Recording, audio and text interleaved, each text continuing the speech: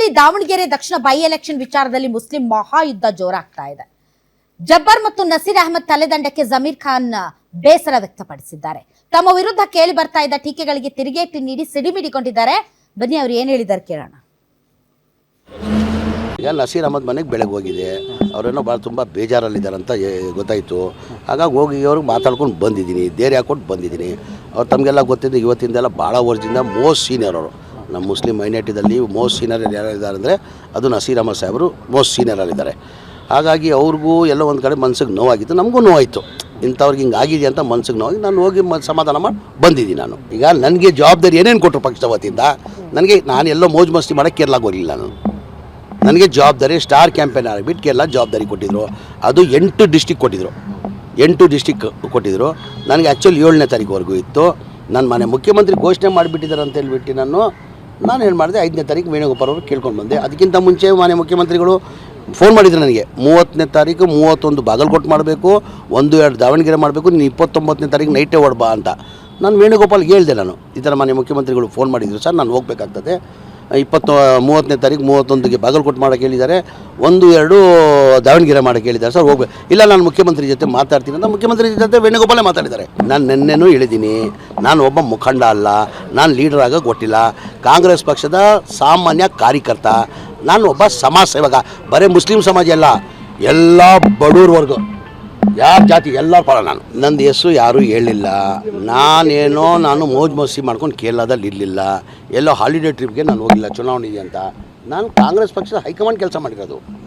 ಈಗ ನನಗೆ ತಮಿಳ್ನಾಡಿಗೆ ಹೋಗಿ ಹೇಳಿದ್ದಾರೆ, ಶನಿವಾರ ಭಾನುವಾರ ತಮಿಳ್ನಾಡು ಹೋಗ್ತಾನೆ, ಏನೋ ಈರೋಡ್ಗೆ ಹೇಳಿದ್ದಾರೆ, ಆಮೇಲೆ ಹೊಸೂರು, ಆಮೇಲೆ ಕೃಷ್ಣಗಿರಿ ಹೋಗೋಕೆ ಹೇಳಿದ್ದಾರೆ. ಈಗ ಪ್ಲ್ಯಾನ್ ಮಾಡ್ತಾಯಿದ್ದೀನಿ, ನಾನು ಒಂದು 3 ದಿನ ಹೋಗ್ಬೇಕಂತ ಪ್ಲ್ಯಾನ್ ಮಾಡಿದ್ದೀನಿ. ಹೈಕಮಾಂಡಿಂದ ಸೂಚನೆ ಬಂದಿದೆ.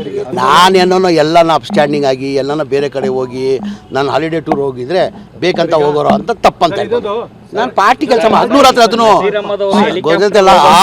ಆ ಬಿಸಿಲಲ್ಲಿ ನಂಬ್ತಿರೋ ಬಿಡ್ತಿರೋ ನಾನು ಕೇರಳದಲ್ಲಿ ಪ್ರತಿದಿನ 350 ಇಂದ 400 ಕಿಲೋಮೀಟರ್ ಟ್ರಾವೆಲ್ ಮಾಡಿದ್ದೀನಿ 10 ಡೇಸ್. ಡೈಲಿ ರಾತ್ರಿ 2:30-3 ಗಂಟೆ ಮಲಗ್ತಾ ಇದ್ದೆ, ನಾನು ಬೆಳಗ್ಗೆ 8 ಗಂಟೆ ರೆಡಿ ಆಗಿರ್ತಾ ಇದ್ದೆ. ಪಕ್ಷದ ಕೆಲಸ ಮಾಡಿರೋದ್ರಿ ನಾನು. ಈಗ ನಸೀರ್ ಅಹಮದ್ ಮನೆಗೆ ಬೆಳಗ್ಗೆ ಹೋಗಿದೆ, ಅವರೇನೋ ಭಾಳ ತುಂಬ ಬೇಜಾರಲ್ಲಿದ್ದಾರೆ ಅಂತ ಗೊತ್ತಾಯಿತು. ಹಾಗಾಗಿ ಹೋಗಿ ಅವ್ರಿಗೆ ಮಾತಾಡ್ಕೊಂಡು ಬಂದಿದ್ದೀನಿ, ಧೈರ್ಯ ಹಾಕ್ಕೊಂಡು ಬಂದಿದ್ದೀನಿ. ಅವ್ರು ತಮಗೆಲ್ಲ ಗೊತ್ತಿದ್ದು ಇವತ್ತಿಂದೆಲ್ಲ ಭಾಳ ವರ್ಷದಿಂದ ಮೋಸ್ಟ್. ಜಮೀರ್ ಅಹಮದ್ ಅವ್ರ ವರ್ಷನ್ ನೋಡ್ತಿದ್ರೆ ಅವ್ರು ಹೇಳ್ತಿರೋದು ಕರೆಕ್ಟ್ ಆಗಿದೆ ಅಂತ ಅನ್ಸುತ್ತೆ. ಎಲ್ಲರೂ ಹೇಳೋದು ಕರೆಕ್ಟ್ ಆಗೇ ಇರುತ್ತೆ. ಈಗ ಜಮೀರ್ ಅಹಮದ್ ಖಾನ್ ಅವರು ಹೋಗ್ಬೇಕಾಗಿರೋದು ಸಿದ್ದರಾಮಯ್ಯ ಅವ್ರ ಮನೆಗೆ, ಜಮೀರ್ ಅಹಮದ್ ಖಾನ್ ಅವರು ಕೇಳ್ಬೇಕಾಗಿರೋದು ಡಿ ಕೆ ಶಿವಕುಮಾರ್ ಅವರನ್ನ. ನಾನು ಏನ್ರಿ ಮಾಡಿದೀನಿ ಹೇಳ್ರಿ, ಅವ್ರ ಪ್ರಚಾರಕ್ಕೆ ಹೋಗ್ಬೇಡ ಅಂದಿದ್ದವ್ರದ್ದು ತಪ್ಪಿಲ್ಲ, ಬರ್ಬೇಡ ಅಂದಿದ್ದಕ್ಕೆ ಹೋಗದೆ ಇರೋದು ನಂದೇನ್ರಿ ತಪ್ಪು ಅಂತ ಅವ್ರು ಕೇಳ್ಬೇಕು ತಾನೆ. ಎಲ್ರಿ ಫಂಡಿಂಗ್ ಮಾಡಿದೀನಿ ತೋರ್ಸ್ರಿ ಸಾಕ್ಷಿ. STPIಗೆ ಅಥವಾ ಯಾರೋ ಪಕ್ಷೇತರ ಅಭ್ಯರ್ಥಿಗೆ ನಾನು ಫಂಡಿಂಗ್ ಮಾಡಿದ್ದೀನಿ ಅಂತ ನಿಮ್ಗೆ ಏನೋ ರಿಪೋರ್ಟ್ ಕೊಟ್ಟಿದಾರಂತಲ್ಲ, ತೋರ್ಸಿ. ನಾನು ಎಲ್ರಿ ನಾನೇ ನನ್ನಿಂದಲೇ ನನಗಾಗಿಯೇ ಅಂತ ನಾನು ಎಲ್ ಮಾಡಿದ್ದೀನಿ ತೋರ್ಸಿ ಅಂತ ಕೇಳ್ಬೇಕು ಜಮೀರ್ ಅಹಮದ್ ಖಾನ್ ಅವರು. ಈಗ ಬಳಸ್ಕೊಂಡು ಬೀಸಾಡೋದು ನಿಮ್ ಕಾಂಗ್ರೆಸ್ ಪಕ್ಷಕ್ಕೆ ತುಂಬಾ ಚೆನ್ನಾಗಿ ಗೊತ್ತಿದೆ, ಅದು ನಿಮಗೂ ಗೊತ್ತಿರಬೇಕು. ಜಮೀರ್ ಅಹಮದ್ ಖಾನ್ ಕೇರಳದಲ್ಲಿ ಅಲ್ಲೋಗಿದ್ದೆ ಇಲ್ಲೋಗಿದ್ದೆ, ಬಿಸಿಲಲ್ಲಿ ಒಂದಿನ ವೇಸ್ಟ್ ಮಾಡಿಲ್ಲ, ಸುಮಾರು ಅಲ್ಲೋಗಿದ್ದೆ ಇಲ್ಲೋಗಿದ್ದೆ. ಹೌದು, ಬಳಸ್ಕೋತಾರೆ, ನಿಮ್ಮನ್ನ ಬೇಕಾದಾಗ ಬಳಸ್ಕೋತಾರೆ, ಬೇಡಾದಾಗ ಬಿಡ್ತಾರೆ. ಈಗ ಬೇಡ ಆಗಿದ್ದೀರೇನೋ ಯಾರಿಗ್ ಗೊತ್ತು. ನೀವು ಕೇಳಿ ಪಕ್ಷದಲ್ಲಿರುವಂತ ಹಿರಿಯ ನಾಯಕರುಗಳಿಗೆ, ಯಾಕೆ ಸಿದ್ದರಾಮಯ್ಯನವ್ರು ಇಲ್ಲಿವರೆಗೆ ಮಾತಾಡಿಲ್ಲ ಏನನ್ನು? ಜಮೀರ್ ಅಹಮದ್ ಖಾನ್ ತಪ್ಪಿದೆಯಾ ಇಲ್ವಾ, ಅವ್ರ ಪಕ್ಷ ವಿರೋಧಿ ಚಟುವಟಿಕೆ ಮಾಡಿದಾರಾ ಮಾಡಿಲ್ವಾ ಮಾತಾಡಕ್ ಹೇಳಿ.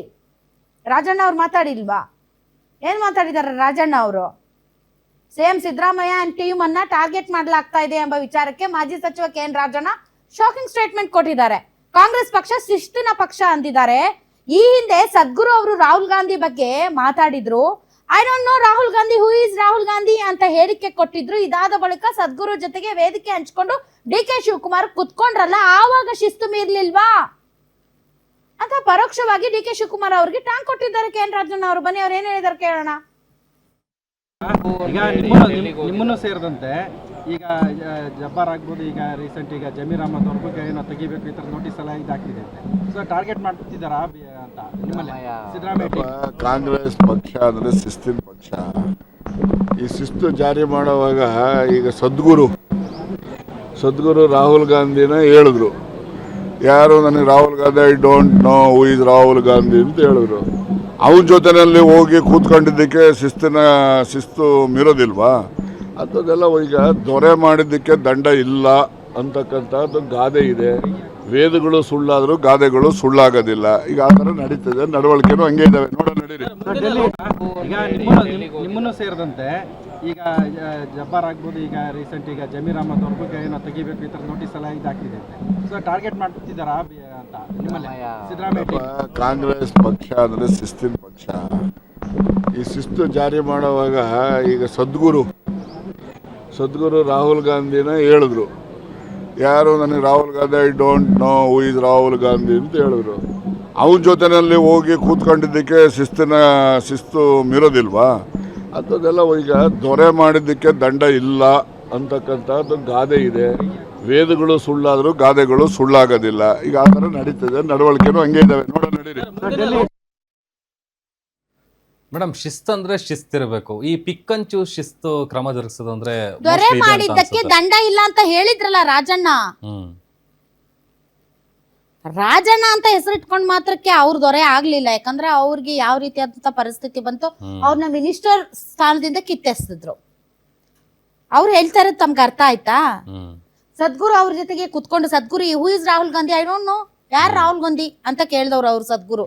ಶ್ರೀ ಶ್ರೀ ಶ್ರೀ ಶ್ರೀ ಶ್ರೀ ಅಂತ ಅವ್ರ ಜೊತೆ ಹೋಗಿ ಅಮಿತ್ ಶಾ ಪಕ್ಕದಲ್ಲಿ ಕೂತು ನೋಡಿದ್ರಲ್ಲ, ಭಜನೆ ಮಾಡೋದು ಮತ್ತೆ ಮಾಡಿದ್ರಲ್ಲ, ಅದು ದೊಡ್ಡ ವಿಚಾರ ಆಯ್ತು. ಆ ವಿಚಾರದಲ್ಲಿ ಬಹಳಷ್ಟು ಜನ, ಸುರ್ಜೇವಾಲಾ ಅವರೆಲ್ಲ, ವೇಣುಗೋಪಾಲ್ ಅವರೆಲ್ಲ ಈ ವಿಚಾರದಲ್ಲೆಲ್ಲ ಮಾತಾಡಿದ್ರು, ತಮ್ಗೆ ಗೊತ್ತಿದೆ. ಸೊ ಅದಕ್ಕೇನ್ ಶಿಸ್ತು ಕ್ರಮ ತೆಗೆದುಕೊಂಡ್ರು ಅಂತ ರಾಜಣ್ಣ ಅವ್ರು ಕೇಳ್ತಾ ಇರೋದು. ಕರೆಕ್ಟ್ ಇದೆ ಮೇಡಮ್. ಆಮೇಲೆ ವಿಧಾನಸಭೆಯಲ್ಲಿ DK ಶಿವಕುಮಾರ್ ಅವರು ನಮತ್ಸೆ ಸದಾ ವತ್ಸಲೆ ಮಾತೃಭೂಮೆ ತ್ವಯ ಹಿಂದೂ ಭೂಮೆ ಸುಖವಂ ವಂದಿತೋಹಂ ಅಂತ ಹೇಳಿದಾಗ ಬಹಳಷ್ಟು ಜನ ರೊಚ್ಚಿಗೆದ್ರಪ್ಪ. ಇದೇನಪ್ಪ RSS ಗೀತೆಯನ್ನ ಕಾಂಗ್ರೆಸ್ ಪಕ್ಷದ ಕಟ್ಟಾಳು DK ಶಿವಕುಮಾರ್ ಅದು ಕೂಡ ತುಂಬಿದ ಸಭೆಯಲ್ಲಿ ವಿಧಾನಸೌಧದಲ್ಲಿ ಹೇಳ್ಬಿಟ್ರಲ್ಲ ಅಂತ. ಹಂಗಂತ ಅವ್ರ ವಿರುದ್ಧ ಏನಾದ್ರು ಕ್ರಮ ತಗೊಂಡ್ರೆ ನೀವು? ಇಲ್ಲ ತಾನೆ. ಶಿಸ್ತು ಅಂದ್ರೆ ಎಲ್ಲರಿಗೂ ಒಂದೇ ತಾನೆ. ಆದ್ರೆ ದೊರೆಗೆ ದಂಡ ಇಲ್ಲ ಅಂತ ಹೇಳಿದ್ದಾರೆ. ಸೊ ಈಗ ದೊರೆ ಯಾರು ಕಾಂಗ್ರೆಸ್ ಪಕ್ಷದಲ್ಲಿ? ಯಾರು? DK ಶಿವಕುಮಾರ್. ಅವ್ರಿಗೆ ದಂಡ ಇಲ್ಲ. ಅವ್ರಿಗೆ ಅದೆಲ್ಲ ರೂಲ್ಸ್ ಅಪ್ಲೈ ಆಗಲ್ಲ. ಅವರು ಪ್ರಶ್ನಾತೀತರು. ಕಾನೂನು ಪಕ್ಷದ ಚೌಕಟ್ಟು, ಕಾನೂನು ಕಟ್ಟಡಗಳಿಗೆ ಮೀರಿದವರು. ಅವ್ರು ಇನ್ನೊಬ್ಬರ ಮೇಲೆ ಶಿಸ್ತು ಕ್ರಮ ತಗೋಬಹುದು. ಆ ಅಧಿಕಾರ ಅವ್ರಿಗಿದೆ. ಮುಂದಕ್ಕೆ